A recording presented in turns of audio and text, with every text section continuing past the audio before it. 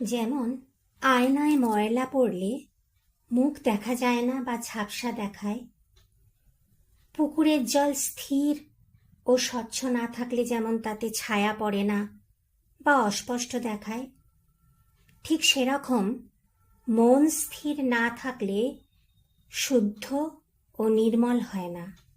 সবার আগে প্রয়োজন মন স্থির করা। সেজন্যে অভ্যাস করতে হয়। অভ্যাসের জন্য কঠিন এবং শক্ত জিনিসও সহজ হয়ে যায়।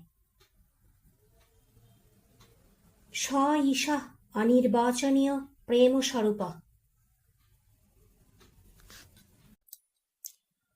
হৃদয়ে যখন সেই বাক্য মনের অতীত প্রেম ঘন হয়ে গিয়ে জমাট বাঁধবে, তখনই সেটা প্রেমময় রূপে রূপান্তরিত হয়ে প্রকাশিত হবে।